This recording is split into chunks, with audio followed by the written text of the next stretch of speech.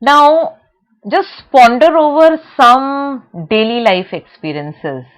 Like during the game of tennis, table tennis, if the ball hits a player, it does not hurt him, isn't it? On the other hand, when a fast moving cricket ball hits someone, it may hurt him. Definitely, the impact of the table tennis ball will be different from the impact of a cricket ball. What does this suggest? This suggests that impact produced by a moving object depends on both their mass as well as velocity. So, there appears to exist some quantity of importance that combines the object's mass and its velocity, which is given by what is called as momentum and was introduced by Newton. So, we define momentum as the mass in motion. All objects have mass. So, if an object is moving, then it has momentum. It has its mass in motion. The momentum P of an object is defined as the product of its mass m and velocity v, that is momentum P is equal to m into v. So basically what you need to understand is that any body in motion will have momentum, because as we have already understood that all objects have mass, isn't it? Mass all objects have, but only if an object is moving then it will have momentum. So momentum will be given by the product of mass and velocity. Now momentum has both direction and magnitude. So when a body has both magnitude and direction, it is a vector quantity. Its direction will be same as that of velocity. The SI unit of momentum will be kilogram meter per second, because you know that P is equal to m into V. The SI unit for mass is kg and SI unit for velocity is meter per second. So the SI unit of momentum becomes kg meter per second.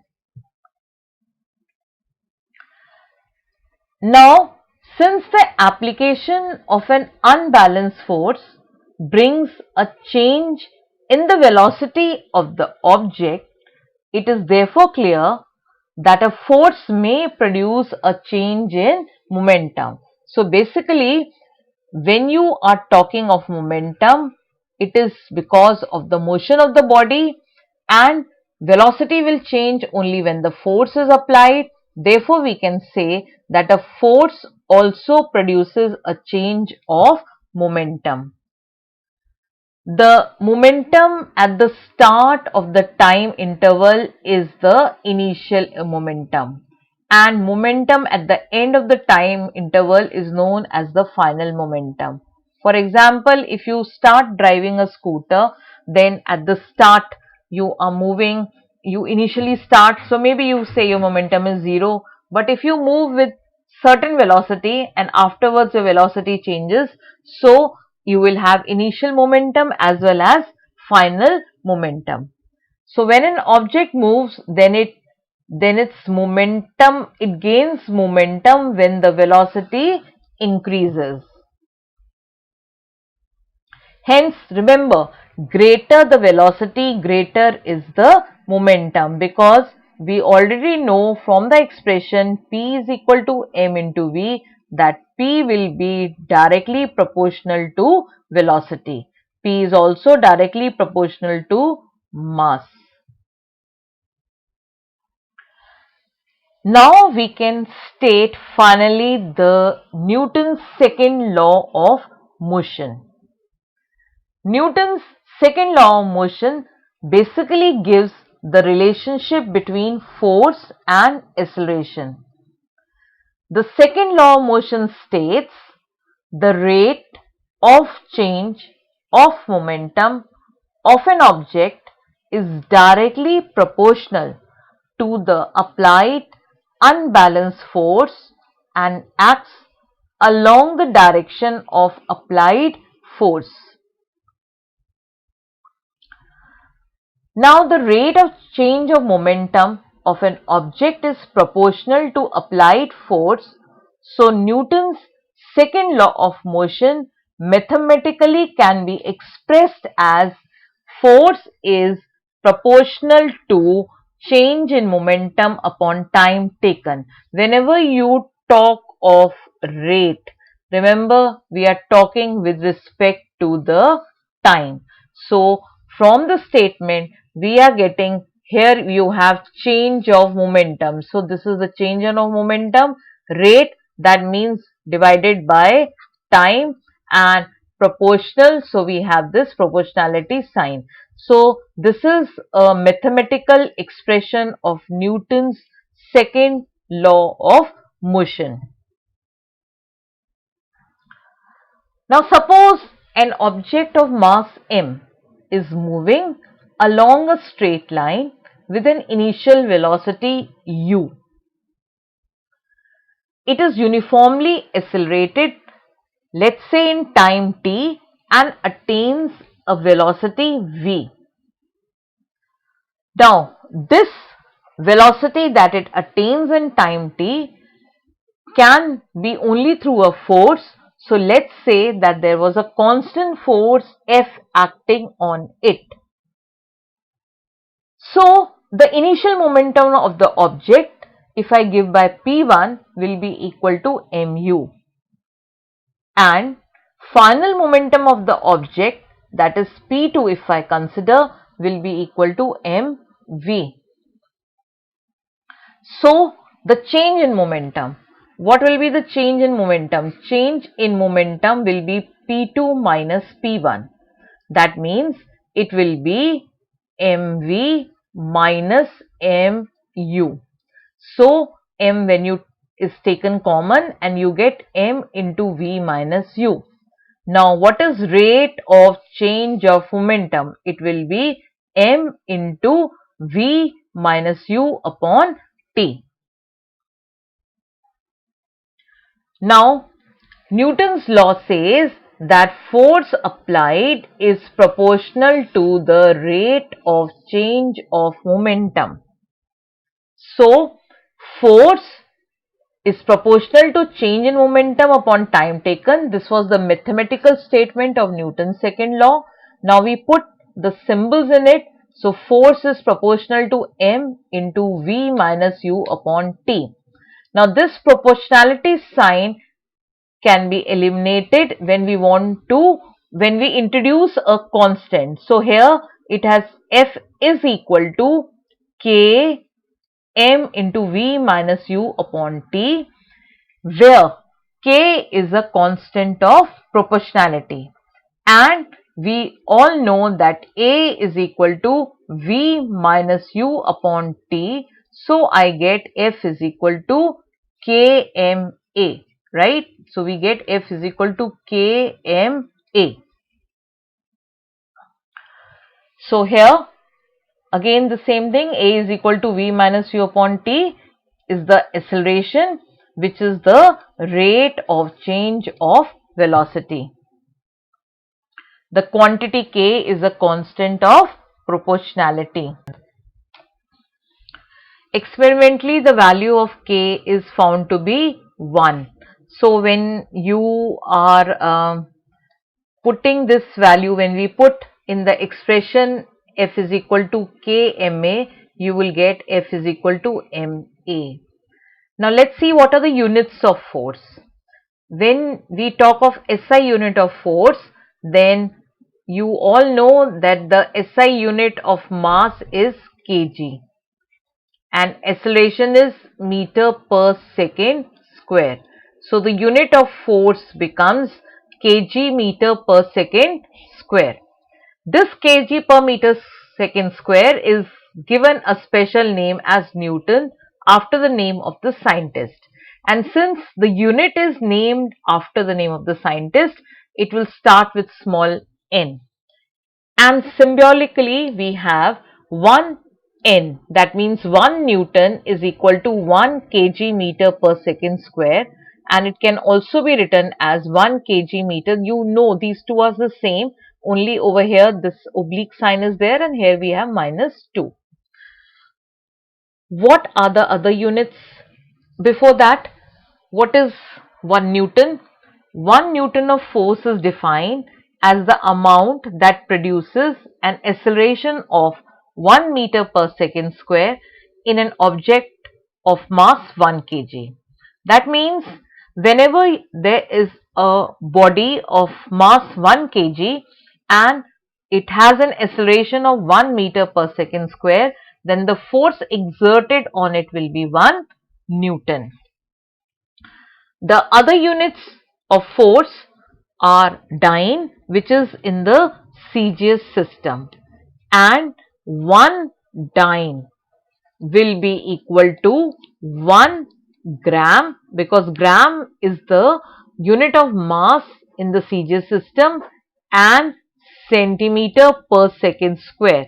Centimeter per second square is the unit of acceleration in Cesius system. So 1 dyne is equal to 1 gram per centimeter second square. Third unit of force is the gravitational unit is kgf or gram force. Now this is the force exerted on a body of mass 1 kg by earth. That means when you talk of bodies which are in air, either going up or going down, then the force exerted on them can be expressed as gravitational unit. Now let's see how can we relate these units. First, let's find a relationship between Newton and dyne. Now 1 Newton is equal to 1 kg meter per second square. That means I can say 10 to the power of 3 gram into 10 to the power of 2 centimeter per second square. So 1 Newton is equal to 10 to the power of 5 gram centimeter per second square. This gram per centimeter square we already know is equivalent to dyne. So finally 1 Newton is equal to 10 to the power of 5 dyne. This is the relationship between the SI unit and the Cesius unit. Now in the gravitational unit, I told you that it is the force exerted on a mass of 1 kg. That means 1 kgf is equal to 1 kg, and since it is moving in the air, acceleration will be 9.8 meter per second square. This gives us 1 kgf is equal to 9.8 kg meter per second square. This kg per Newton meter per second square is what? Newton. So finally I get 1 kgf is equal to 9.8 Newton.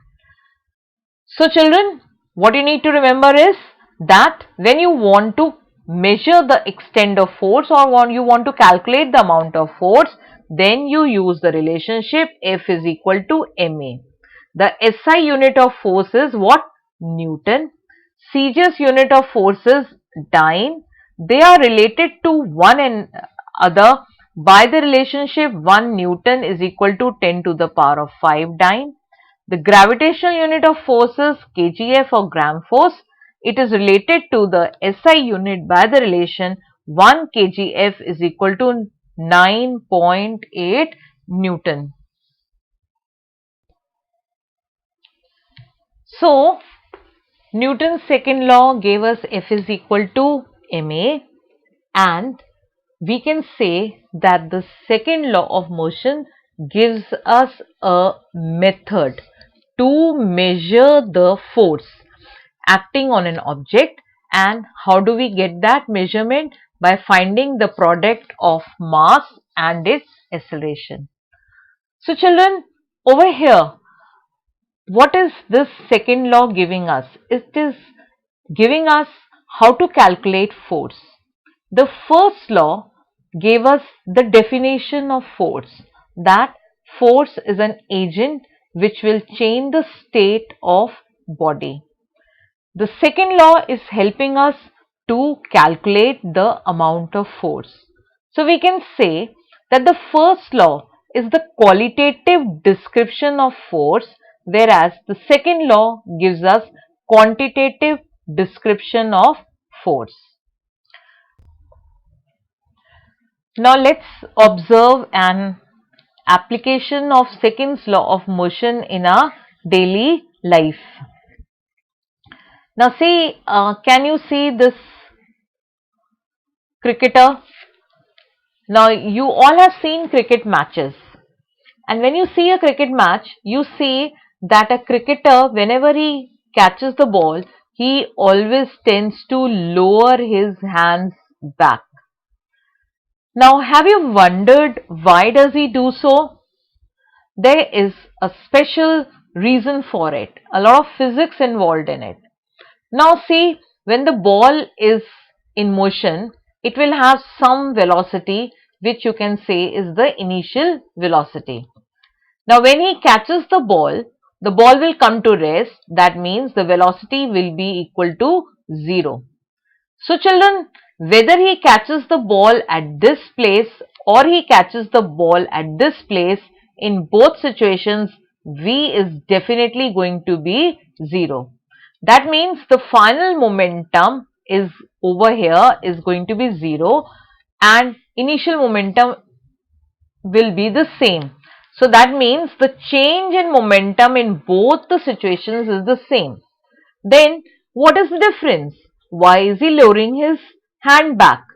The difference is when he catches the ball at this place and he catches the ball at this place, the difference is of the time. Lowering his hand back, he increases the time span. And from here, we can see that since this is constant, I can say F is proportional to time. This shows that if T increases, here T has increased, so automatically the force decreases. So the impact on his hand will be less. That means the force exerted on his hand will be less and he will not get hurt. So this time becomes an important factor in determining the magnitude of force with respect to change in momentum. There are more examples analogous to it. For example, if a person falls on, let's say, a haystack, or he falls on a sand pit, in both cases the T increases as compared to when a person falls on a cemented floor. In these two situations, when you compare, then T is more in case of falling on the sand or the haystack, and here T is less. So the magnitude of force in this case F is less, and in this case F is more. So he hurts himself more on the cemented floor and less on the haystack. Similarly, if a glass falls on a carpet, it might not break, but when it falls on a cemented floor, it will break. Now you can explain this on your own. Finally, let's see what is Newton's third law of motion. Now, Newton's third law of motion states that whenever a body exerts a force on another body, the second body exerts an equal and opposite force on the first body.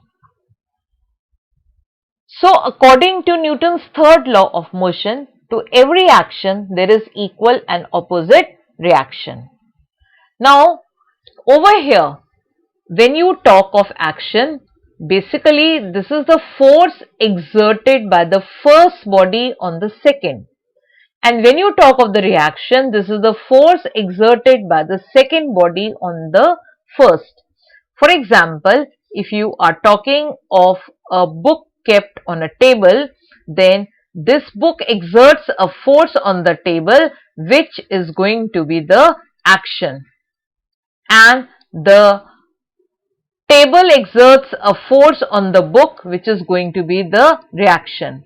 Now you can see the action is acting in the downward direction, the reaction is acting in the upward direction. These two forces are equal and opposite. They are equal and opposite. This comes from the fact that this book is not moving. Now this tells us that forces in nature always act in pairs. These two forces, remember, will always be equal in magnitude but opposite in direction, and these forces act on different objects, never on the same object. This is very important. Now, let's consider some examples where we can see action and reaction. Over here in this picture, you can see a girl rowing a boat. Now, with this oar, what is being done? The water is pushed, right, in the backward direction. So, this becomes the action exerted by the oar of the boat. And what is the reaction? The reaction will be the movement of the boat in the forward direction. Similar is the situation when a person is swimming. The person pushes the water back. That pushing of the water back will be the action. And what will be the reaction? Movement of the person in the forward direction. You might have even observed that whenever a person tries to get down from a boat, then what does he do? He pushes the boat in the backward direction and the boat pushes him in the forward direction. So basically, action and reaction are very important as far as certain things in our life are concerned. Now here you have an example of a balloon. You might have observed that when air is filled in a balloon and it is released, then balloon moves up slightly. Now what is happening? When the mouth of this is open, then the air comes out. The air rushes out, that becomes the action. And obviously there will be an opposite reaction in the upward direction. So the balloon goes up in the upward direction. You might have observed this rockets being launched in some kind of a documentary or whatever. Now you must have seen that when you talk of a rocket, then there are a lot of gases which are coming out from below. This coming out of the gases is the action, and the reaction will be the movement of the rocket in the upward direction. Or you might have even enjoyed Diwali time, a rocket. What do? You light a fire to it, some gases come out, this is the action, and your rocket moves up, that is the reaction. Now, even your walking is because of the action and the reaction. When you push the ground backward, then the ground pushes you in the forward direction. So see here, you are pushing the ground and the ground will move you in the forward direction. That is why you are able to move. Similarly, when you basically stand on the ground, you exert a force on the ground, that is the action, and the ground exerts a force on you, the reaction, and you are able to stand without falling, because action and reaction will be equal and opposite. Now, finally here there is an case of a bullet being shot from a gun. Now, whenever a bullet is shot, the gun always moves slightly backward, which is known as recoil of the gun. And we say that when a bullet is shot or is fired, the gun recoils. What does it mean? That the gun moves in the backward direction. So, when the bullet is coming out, that becomes the action. So, there has to be some reaction. So, the gun moves in the backward direction. So, these are some of the examples which I have given you related to action and reaction, but there are plenty of more examples you will find in your surroundings which are related to action and reaction. Now, with this, we conclude our discussion of all the three laws of motion.